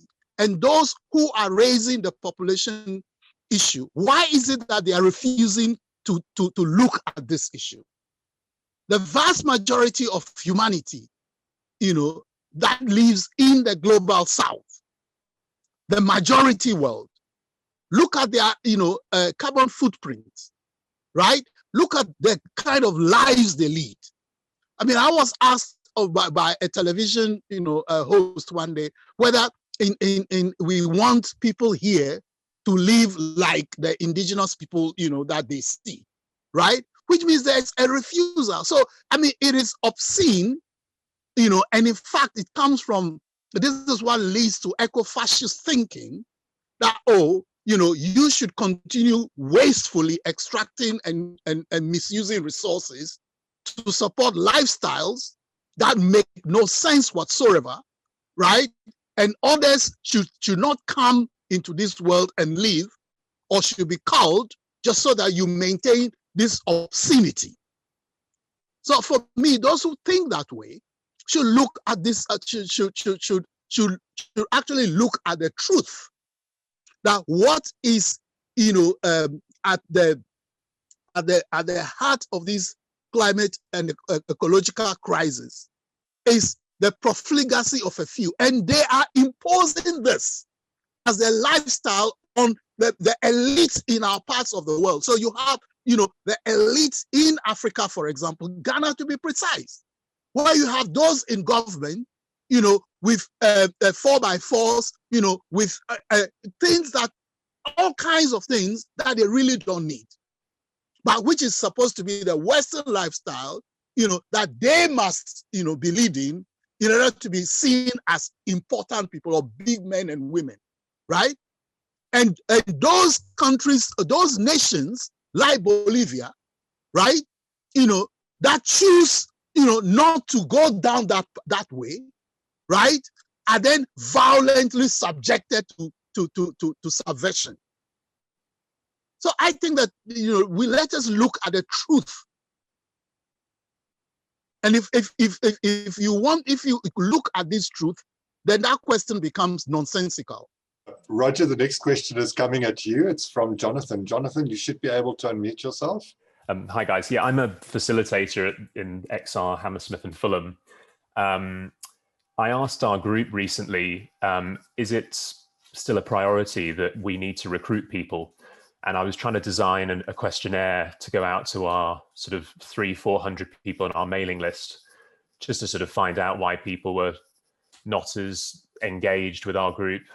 And it just got me thinking, are we still really focused on recruitment? And I asked a couple of people in our group, and some of them seemed, and some of the leaders in our group seemed to be, yeah, not as positive on that front. They said, oh, the sort of the idea that we'll reach 3% of the population is not, not as, that's kind of a bit of a pipe dream. And I thought to myself, well, why don't we as a group start recruiting? And I looked at the XR UK Action Strategy Update document, December 2020. I'm having a look at it now, and there's sort of no mention of recruitment on there. So I just wondered, my question to Roger was, how focused should our local groups be on recruitment? 90% recruitment, 10% action.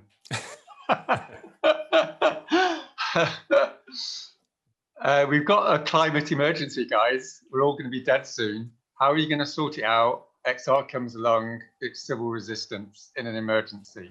That's the one-liner. right? It's not a lifestyle organization. We haven't got the time. We haven't got the time to not engage in mass civil resistance. Mass civil resistance will engage in resistance to the point of arrest and being banged up in prison. That's the classical model. And that's what Extinction Rebellion was set up to do. So obviously what's happened, you know, in many places, like happens in many organizations, is a bureaucratization where the movement becomes more important than the objective. And that's certainly happened very quickly in XR. So this is why I was saying in my main piece is that the recruitment really comes through prophetic action and the suffering and sacrifice of the few. And I'm not making a moral judgment on that. I'm saying that as an observation. And all the people who are willing and able to engage in resistance have an absolute obligation to do it, whether COVID is happening or not, because we're facing an emergency. If we weren't facing an emergency, I'd be pretty relaxed. But we are, and the emergency is exponential in the sense that we've possibly lost it already. What we need to communicate to people towards saving ourselves from 100,000 years of shit that's coming down the road for all the people that have come after us. And we will be looked upon as the most immoral and stupid generation in the history of humanity if we don't. There's absolutely no question about that in my mind. So we need to speak to people about that and make that clear in the Heading for Extinction talks. And people should be out there 5 nights a week getting on with the job. And obviously they don't, but the people that want to should be. And if people block that, then they should start another group because we haven't got the time to sit around. I wish we did, you know, because it'd make me a lot more popular. But just to go, yeah, we're just trundling along. Yeah, I think I was surprised. So yeah, that's why I pull my hair out about every day. I was surprised in our group, that response, because we've got some people that are, you know, really passionate about XR. We've got loads of action going on. I've just spent the evening stickering all the Barclays and HSBC banks with their fossil fuel numbers. But I'm just, yeah, perhaps it was just I mean, I do recruitment for a living, and I was wondering what kind of help and resources we might get around how to recruit more people. And sorry, just in the interest of fairness, sorry, Jonathan, I'm going to ask that we move on to the next question, if you don't mind too much. Sorry for this. No problem. Send me an email.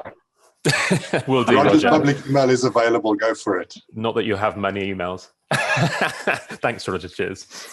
So the next question is for Gail, and this is from Emily in, I think that's British Columbia. There's been a high turnaround of women in the group I've been affiliated with. Consistently, women have perceived themselves as not heard, supported, and been undermined, dismissed, and overlooked by the men. I do not believe there is ill will, but there is a lack of awareness around this as a form of oppression.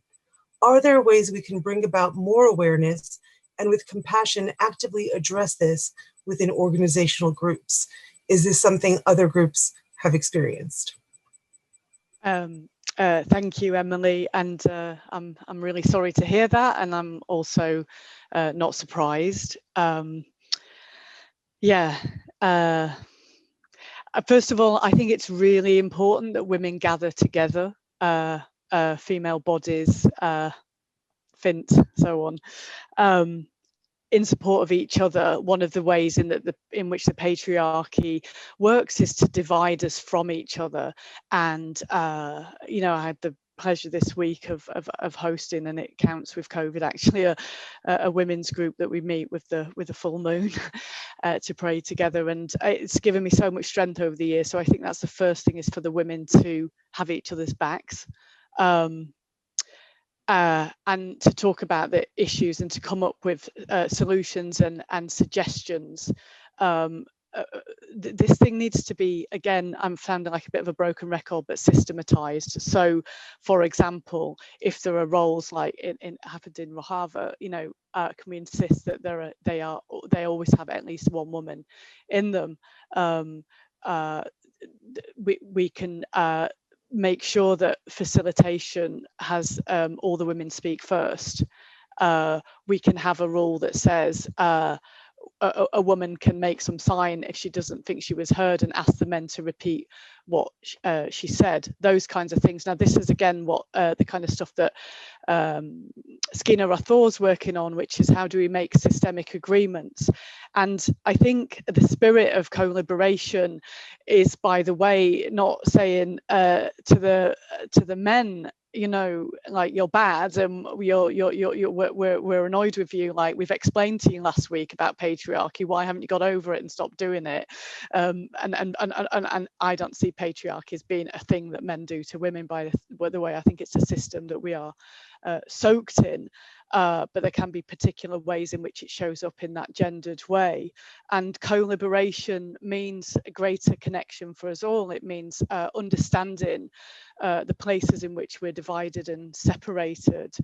I mean, the way I actually say it regarding men's liberation, to speak to that, is that for me as a working class woman, what was said to me with the wounding was, you know, you're not worth anything, it's your job to have babies and sweep the streets and like be quiet, you haven't got anything to say, and it's not cool. And if you set your arrow in the direction of actually fuck that, I'm worth something, and I will be heard, and I will not give up, never settle as a woman. It's a clear path forwards, especially if you've got other sisters with your back. And for men to really celebrate women when they're doing that as well. So there's a place of our liberation that comes from ourselves as women. What I would also say is, I want to say this to the brothers here, and, you know, also honouring people who are gender non-binary and so on. I don't want to sound exclusive in how I'm speaking. That I think the patriarchy sits on you guys so much more in such a more complex way. That is, you're told that you're better than us, and yet you have to be successful. That you're told, and that success looks like something that you're probably not doing, so you're failing, and that actually you're inherently bad, and that also that you don't get to feel things, and that if you should get shamed if you feel stuff. And quite a lot of the, you know, patriarchal wounding on men of shaming comes from mothers. You know, I've got 2 boys. I've noticed myself when I'm doing it at times. Apologies. And I think that's actually quite complicated for men to navigate through. It's not a clear arrow. How do you deal with the fact that you're being told both you're bad and you're better than, you know, and to be it's a mess for the men. And so, you know, I really to encourage the brothers to get together and hold each other in noticing how patriarchy is. And I've seen my brother Mothia here, who I know is doing some deep work and thinking about that side of things alongside other men in this movement, like Sen, and there's probably loads more, but they're just 2 that I know who are thinking in this way. I think that's so valuable. But sisters, don't wait for the men to get it right, you know. Have your arrow and just don't take any fucking shit, you know. I hope that helps, Emily. Lots of love. Thank you, Gail. Claire, I've got a question for you again. John Hamilton asks, although XR promotes holacracy without a hierarchical power structure, many rebels wait for leadership instead of taking responsibility, and some other rebels take it upon themselves to determine how others should act. The tendency among many in XR to shut down their activism when faced with government restrictions on protests seems to have ignored those who are willing to break COVID regulations to combat climate change. Was a decision taken by a clique somewhere to obey the restrictions? So sounds a little bit like 3 questions in one there. Yeah, so I mean, I've been thinking about this a lot recently, because I feel like what I was saying earlier about like letting go and trusting other people to do things is like baked into the idea that you have like people that are responsible for some work, and you let the circle get on with it and decide how they do it, and you know, they can self-elect their own coordinators who relatively hold some responsibility to often do some leadership work in holding it together and making it go where it needs to go. And so I feel like the idea that there's a binary between either having something that's flat or having something that's hierarchical is quite unhelpful, because we've tried to do something, I feel, which is much more like there's possible functional hierarchy that helps you like get things done as a group, that's impermanent, that doesn't stay there all the time, doesn't get fixed and entrenched because people move roles around, but not that there's no hierarchy. So I think it's like I hope it's like a non-binary with like horizontalism and hierarchy question, is like what's supposed to happen in my view, and it doesn't always happen, and it's, you know, the system's quite imperfect and not always working properly for people, but it has been, I think, an attempt to do not one thing nor the other, in the hopes that we find a different way to do stuff that's efficient and effective, you know. So that's one thing. In terms of like whether or not people go out during COVID, I mean, there are quite a lot of people that care very much for people's well-being and work from a place of wanting no harm to be caused by our work. And some of those people feel very strongly that everyone should be told, look, you if your body is potentially infected and then could kill another person, you shouldn't go out and potentially kill another person, right? So there are strong feelings about that, and also with people who've got connections to health workers. And a friend of mine I know who's been working a lot trying to support health workers and nurses who've been working through these times, and key workers. And so it is difficult, because I think we have to recommend to each other to do the most responsible work that we can. And in the face of the emergency, I've heard people say, well, you know, we're facing like obliteration of civilization, so we should go out and take risk. And I've heard other people say, but we shouldn't cause any harm in the process. So of course, we're like couched in this very, very difficult dilemma as a movement. And I think that's what's kind of what I was trying to drive at when I was saying that, you know, COVID's more disruptive than us. And I feel like we all sort of went, oh shit, like something's really disrupted the world a lot more than we could ever imagine doing. And it just so happens that it's totally disrupting us as well. So I'm afraid I don't have a very clean answer for you. I think, you know, the self-organizational kind of aspect of how we've set stuff up is supposed to make everybody self-responsible. It's supposed to be, I guess, the design of stuff feels to me, it's very existential. It's like, it's on you, you know, either do the work or don't do the work, but don't hold the work and not give it back, you know, commit or don't commit, but you have to hold as much as you are willing to, and then genuinely carry that through. And it's really difficult right now for people to find their own boundaries, because I don't think we can tell people to go out in these conditions, and I don't think we can tell them not to either. So that's why people are engineering these different ways of doing stuff, like Rebellion of One, or going out in smaller groups, or going and doing socially distanced, you know, standing protests or installations of shoes, or, you know, it requires creativity, I think, to respond to this stuff. But it is really important, I think, that we're doing this work with compassion. And, you know, our government in this country have fucked COVID up so badly. It could be so much better here than it is right now. And, you know, it is a painful time to try and work out how to act responsibly, because the powers that be have not done what they should have done. So yeah, sorry, that's not a very clean answer for you. It's a really difficult question. Our next question is for Kofi, and it comes from Alfie. And Alfie asks, can we build resilience? It's the key hope in action where we know, it's the key hope in action we will never see. So there's a happiness and a joy in that. And white folks have to learn this from BIPOC folk, but how? Thank you, Alfie. You learn by doing. action learning is the best because, if you don't dare to do, then of course, you will be hesitating forever because, you don't even know how it feels like doing it, those of us from African ancestry and other global South, heritage, Asian, Abyalan heritage, we are taught this in terms of the fact that your life at present is owed not to yourself, but also to the generations before and to the generations to come. It is captured in this African concept of Sankofa, go back and fetch it, which means you go into the past to take the best, into the present, but also with a responsibility to chart in a better, a brighter, future for all.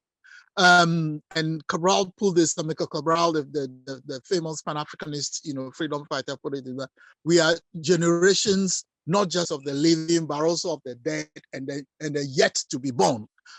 So this is your life. If you understand your life to be owed not just to yourself, and that life living, that living means not just satisfying your material needs at the moment, but also you have a huge debt to your ancestry. And you also owe even much greater debt to ensure that you live in such a way that generations of the future will also have the opportunity. Now, this is something that, if properly understood, makes life, worth living, in service to the people who have gone before and people who are yet to come. But, there's no other time that this stares us in the face more than now, when the present generations risk denying future generations this planet. But also not just future generations. We think we talk a lot about, denying children or the younger generations. No, what about those, the many, many, many generations of humanity that have lived on this planet and cared for it and denied themselves certain forms of life that people are now indulging in, quite selfishly and extravagantly, deny themselves that in order for us, the present generation, to also have this opportunity.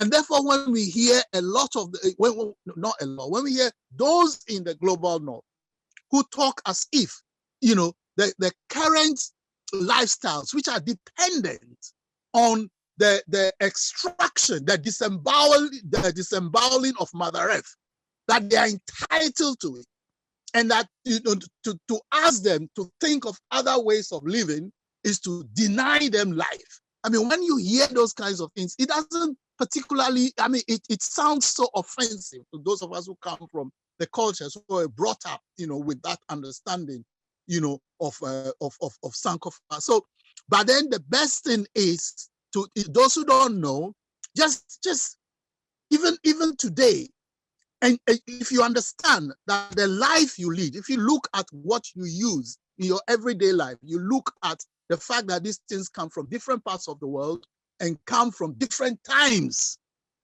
in history. If you are a professional, whether you are a lawyer or you are a medical, where is the knowledge coming from? Is it only knowledge accumulated by yourself? No, knowledge comes from, many, many, many cultures, different peoples across the world in any particular discipline, So it is really learning to live a life of service. And if you understand that, if you get to understand that, and you understand it through engaging, this is why the global south, global north exchanges are important, communications are important, the two-way learning is important. If you get to understand the value of that, of that kind of living, you'll be amazed that the doing and given up on a lot of the things that don't make life worth living. But living a life that is meaningful, not just to yourself and to present generations, but to the past and the future. That is the life worth living. Anything else is a life of it's actually not life. It is that of the living dead. Roger, Jonathan Swales asks, what should XR do about COP? Well, I'll be characteristically disagreeable. I'd say I think doing anything at COP is strategically a waste of time, because COP is a sort of postmodernist sort of ghost space that enables activists to feel good about themselves and not do anything about the real sources of economic power that exist in nations' capitals and in the nation state.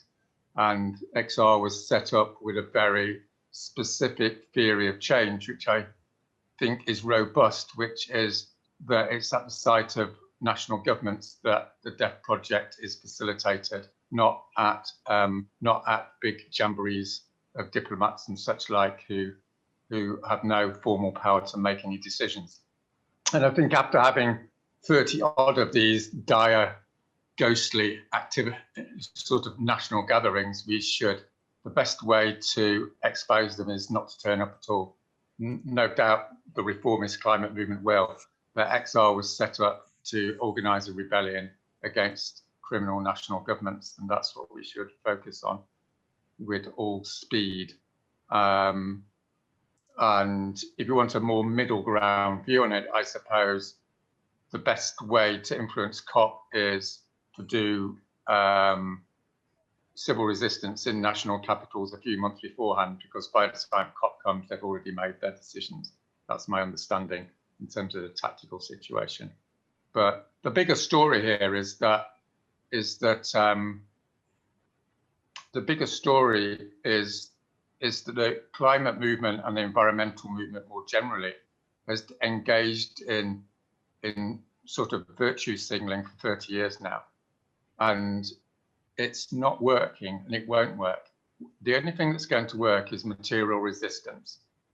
What that means is closing down the economy. And I wish symbolic things would work, but they don't, partially because we don't have time, and partially because we're dealing with the most entrenched death project in the history of humanity. It's the whole bloody system, and it needs solid resistance. And the most solid resistance is material rebellion, leading to mass arrest and imprisonment. If someone's got a better idea, that's great. That's all I've got to say on that one. Our next question is for Gail from Brandon in South Africa. And they ask, can we not look at having an online forum and live voting system that tracks proposals and ideas and the support that they have in real time? This may then avoid gatekeeping in a situation where the loudest voices prevail. Thanks for that question, Brandon. I do want to say something about the previous question, if that's all right, facilitators, but you can, thank you. I think it depends on what the question is. I think voting can be a way of going about things, but I think one of the things I've most learned is that the concept of voting is a fairly flawed aspect of democracy, that deliberation is really important, and I don't want to vote on everything. I want to know that the people with the insight have been asked about a specific issue. The big question is how do we know somebody's got the insight on a particular issue? And that's why people gather in specific teams and so on. But bearing in mind that the original forms of democracy were deliberative ones. I mean, there's interesting concepts of liquid democracy, and I don't know if we could instigate a system like that. In liquid democracy, you can give your votes to people. So if somebody's like, lots of people have opinions about kind of like messaging and branding. I tell you, like, what I thought was a funny story, actually, we nearly all fell out with each other over the name Extinction Rebellion, and they were up in arms. And I said to Roger, I don't know what to do. I've done a 25-step process with some people, and we still haven't got a name. And we said to ourselves, why don't we just give it to the art team? That's their patch, right? And the art team then was Claire and a couple of guys who did Claire's bidding and still do. Happy days if you're here. And they made a great decision. And so, you know, it was a sort of form of liquid democracy. I think you also have to think about how, you know, I want people to have thought deeply about things if there's a decision to be made, and to have heard from different sides on that. And I just don't want everybody to be involved in every decision for the reasons that I think we've been trying to highlight. It just clogs things up. If I go back, I hope that's okay, Brandon. If I go back to the question about COP, it's an interesting COP, as I said, with America back in the game in a way. And as I've said, you know, this, like, in some ways incredible statement from the Davos elite, from the World Economic Forum, that capitalism in its current format's finished, that we have to have a system change and all of this sort of stuff. I really think we have to have a demand of COP that they back a global citizens assembly. And if that doesn't come out of the COP, then we go into mass civil disobedience immediately afterwards. Now, I'm not saying we're not doing it beforehand. I completely agree with Roger. We have to be in mass civil disobedience in the run-up in a way that helps grow our movement. I think there is something about being at COP for those people that feel the call. I think it would be about expressing remorse for how we've failed the Paris Climate Agreement and failed current and future generations. I think there are ways that could be done with beauty and solidarity, and with other parts of the movement. I think the place where I have a bit of a disagreement with Roger is this idea that power lies with national governments. The whole neoliberal project, its purpose was to remove power from national governments. It doesn't, of course, mean that I haven't got some. But, you know, like an example of then they tell you you've won happened in South Africa, right? They told you you've won. Oh, you get to, you know, end of the apartheid era. And if anybody's read Naomi Klein's book, I'm sure other things have been written, what happened just before the conditions were made so that Mandela would be voted in is that the economy was pushed into a strongly neoliberal direction, so that Black people were not going to be able to be lifted out of poverty and be empowered. It was designed into the economic system. There was capital flight happening out of the country. That is true. You know, the same again for, you know, so let's say the Indian independence movement. Sure, you know, they said we've won. India got its independence. At the same time, Britain in particular was working on neocolonialism. It's been working on a redesign through a network of secrecy jurisdictions across the world that involves our crown dependencies and our overseas territories.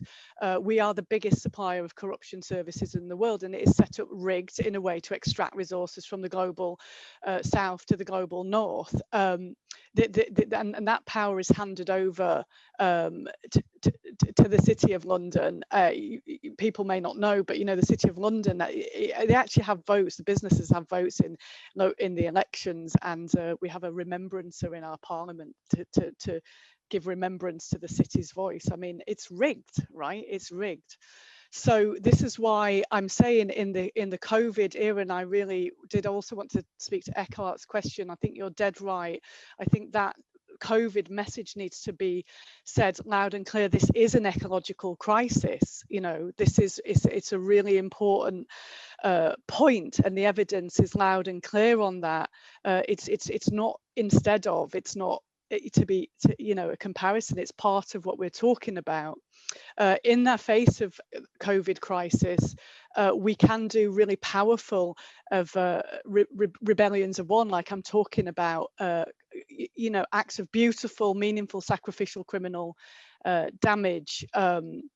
that will speak to people, and they should target the people that will, and the institutions that are holding power and are going to try and do what the civil servants tell me is a no value lost transition. That's what they want to believe is possible.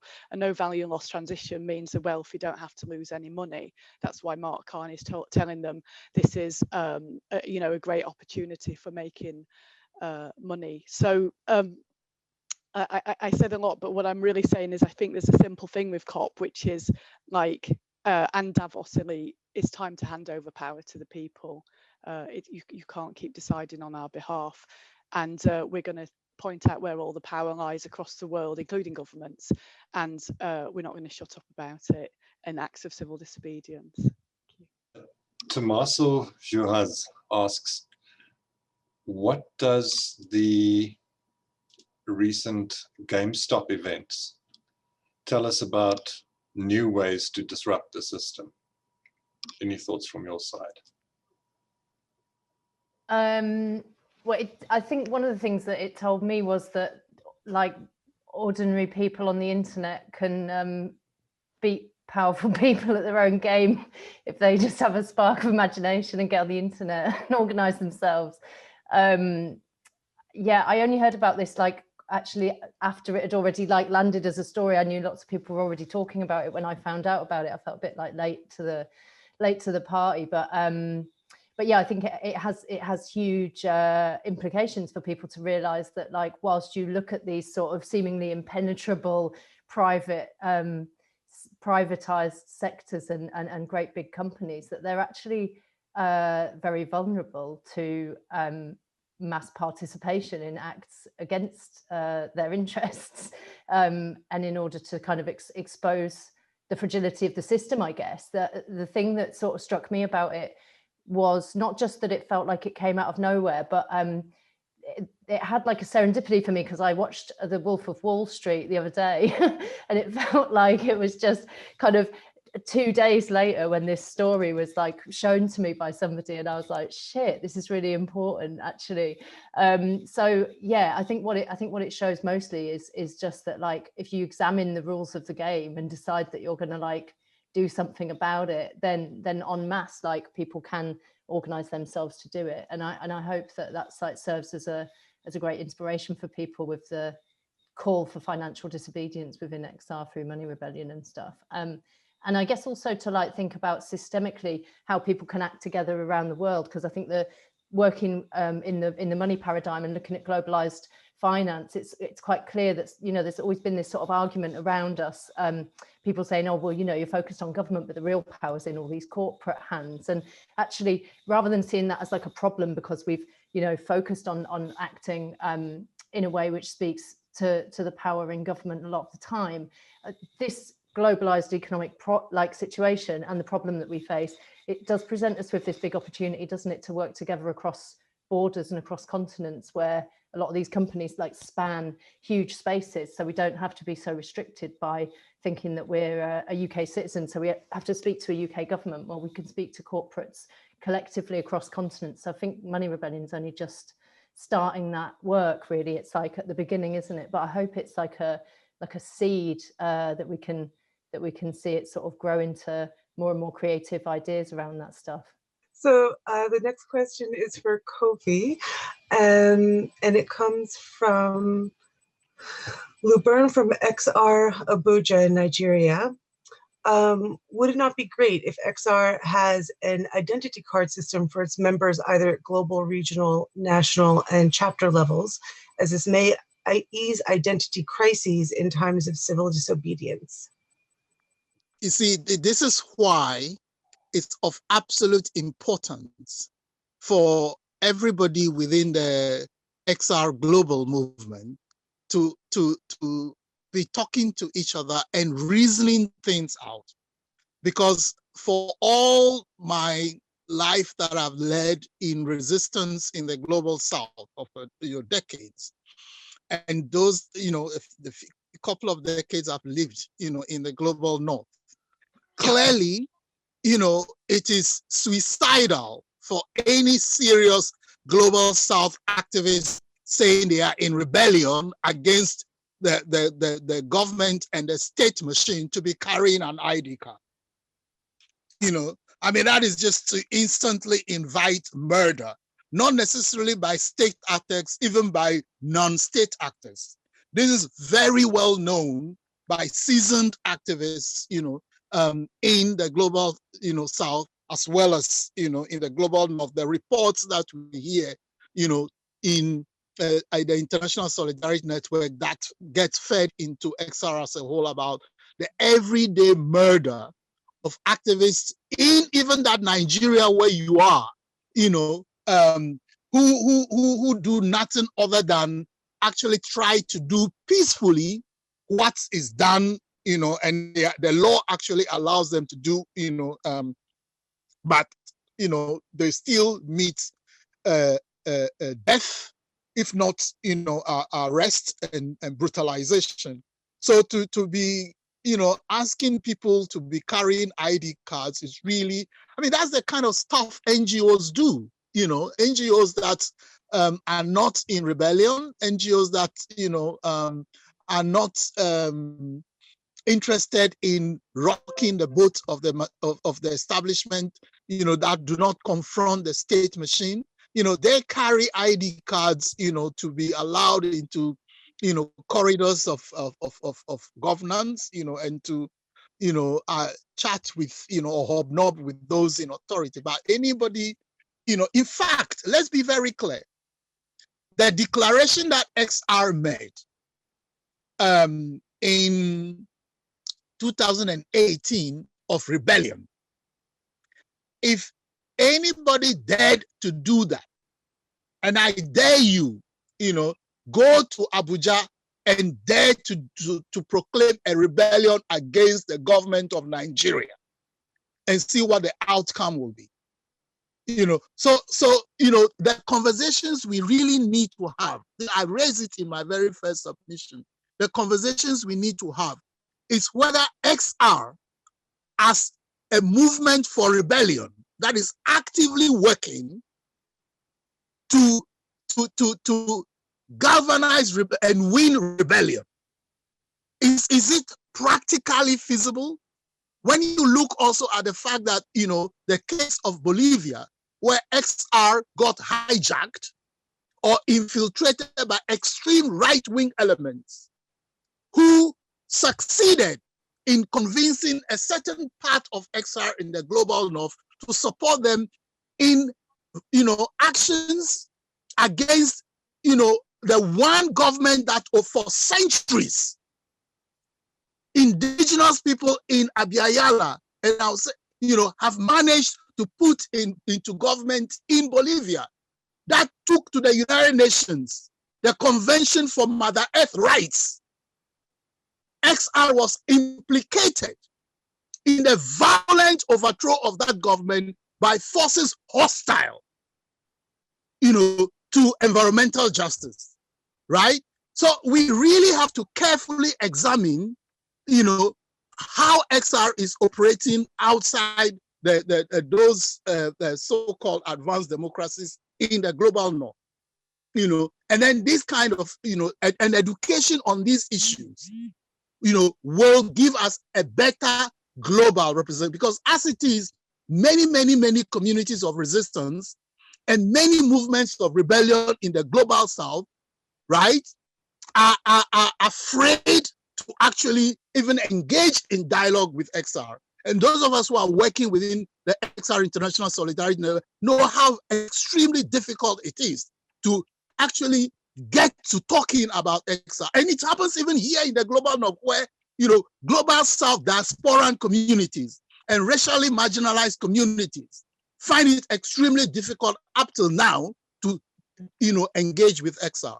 So, that question really is a very, you are asking for something that would further endanger the precarious security of real activists in rebellion in the global South. XR is not an NGO, and it does not need to provide ID cards to be taken to work and shown to whom. The challenge is to organize rebellion. Thank you, and Kofi. stop the rubbish that is happening in Africa, wasting human lives and wasting our resources for nothing. Absolutely.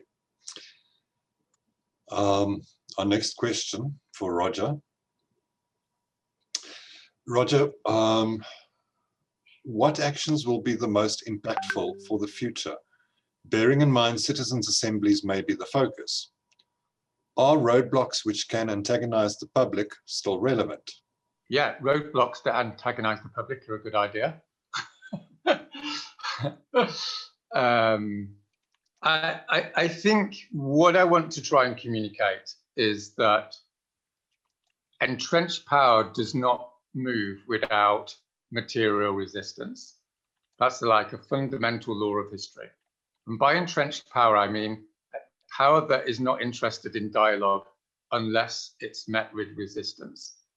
So on some issues, in some places, power will negotiate and go into dialogue because its power is not to be challenged. But if you're going to challenge power, you can only effectively challenge power through material resistance. And by material resistance, I mean the disruption of economic processes, either through non-cooperation with the government, through blocking of its road systems, or by blocking the central city. There's a number of different mechanisms. So those are all the mechanisms.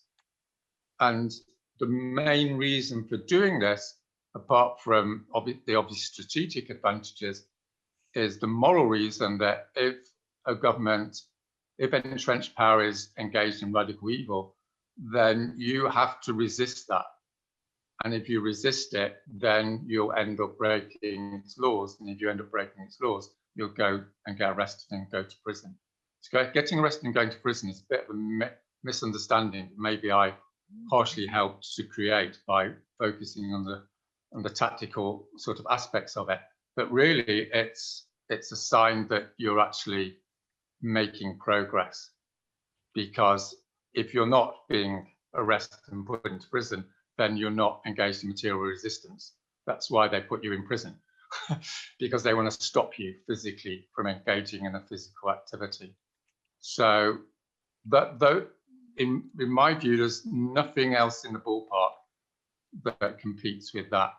And because of the absolute rightness of not destroying the next generation, the fact that some of the public don't like it is neither here nor there. Just as, you know, in 1961, Martin Luther King was the most unpopular man in America. The issue here isn't about opinion polls. It's about whether mass genocide is something that's legitimate. That's the key question here. And if it's not, then you have an absolute moral obligation to do whatever's in your power to stop that from happening.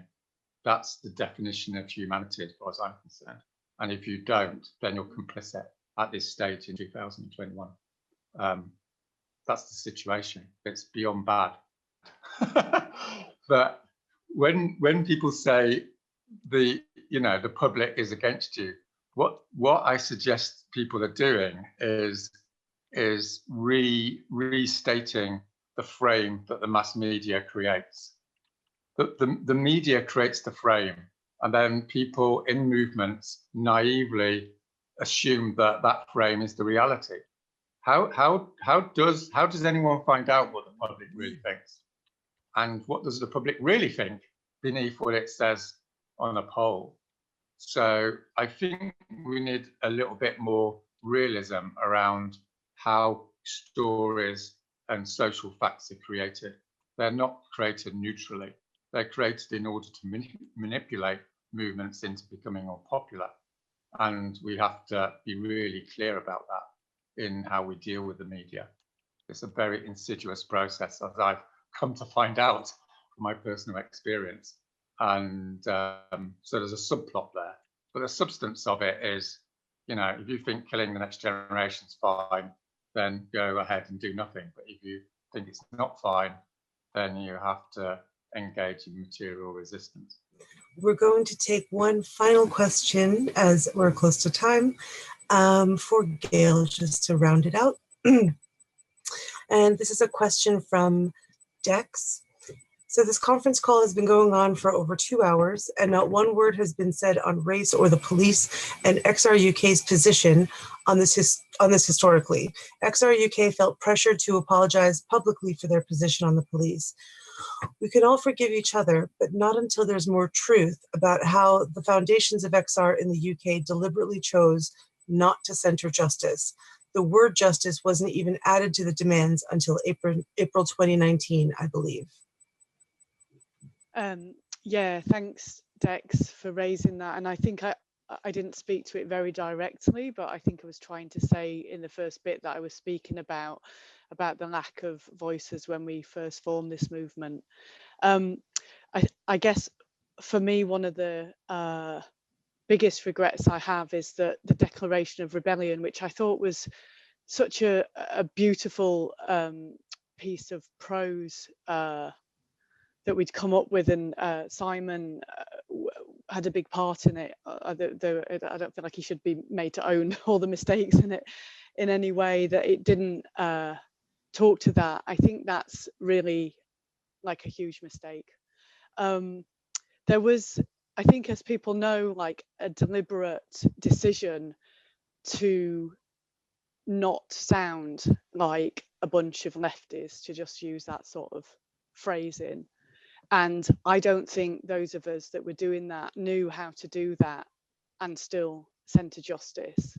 And I just think we made a big mistake. And I apologise for my part in that. I think it's been really, really useful to a couple of things, to hear from Ian Haney-Lopez's work in recent times, which in some ways spoke to what we were trying to do but didn't do correctly, which is basically that if you want to talk about justice in a way that people can hear, you talk about the ways in which we are deliberately divided and ruled. Inside the movement, we talk about getting our house in order and doing the decolonisation work and so on, you know, like understanding the histories of our resistance and so on. I think the other thing with the piece around the police was that there was this sort of sense of polarity, and I don't think we've been good, and I've learned stuff about this as well, about how we handle what feels like polarity. So you can have polarity of the extreme of, like, you know, to be sort of a bit cliche, the sort of classic anarchist that's going ACAB, all coppers are bastards. I don't know if that's a global thing, but that's kind of how it's said in the UK. And the sort of, you know, indulgent, unaware white hippie that's all peace and love, and we want to see the humanity in everybody, right? That's been the polarity in our movement, and then many more, much more nuanced things in towards the, you know, not at those ends of the extreme, and it was sort of most prevalent in this kind of chant that was used in the movement that went, police, we love you, it's for your children too. And it was like, you know, there's like this stuff happening, and there's such a lack of awareness of by many in our movement of issues of race and class in particular. And the tragedy of George Floyd has been such a moment of awakening. It's also awoken, in my view, a lot of white guilt and kind of running around freaking out at the mistakes that have been made in this movement, and taking the sticks that the right wing offer us to beat ourselves up in, and the sort of sense of the way in which the left allows itself to be tainted and not go into sort of reflection and learning and so on. And so what I want to say about polarities is where can we find the integration? And again, this is the sort of work that Mickey Cashtan's helped bring into this movement. She does a sort of coaching call quite regularly for people if they want to join it. Is like, how do you take the non-controversial essence? So it's not this choice between ACAB and sort of la la hippie land type of thing. And the non-controversial essence is to speak to the injustice and want to honour people's humanities. And at times when I've had the microphone and the police have been there, it's not exactly a chant, because I'm not the person to come up with chants, but I'd love us to come up with a chant as a movement. So here's one for the artists there. So it goes something like, you know, if you stand for injustice, we can't stand for you. Or sorry, when you stand for injustice, we can't stand for you. Still, you're our family, and we do this for your children. You know, like, is there, that's just what I can come up with. Is there a way that we can just, like, so I think there's a place that on the left, we've sort of internalized a lot of shame and self-hatred, and that's what the no blaming and shaming principle and value is supposed to be about. But also at times that comes across as no naming, and it's not about no naming, it's just about no blaming, shaming and defaming. You know, we still have to say when we've got things wrong, but also try and find a way, of integrating, coming together with these different perspectives that are in the movement that births the stuff that we're all longing to see. I hope that helps, Dex. Thank you. Thank you so much, Gail. And with that, we've come to the end of tonight. Before we go to anything else, I just want to say, well, I want to acknowledge, firstly, that we haven't gotten to everybody's questions. Sorry for that.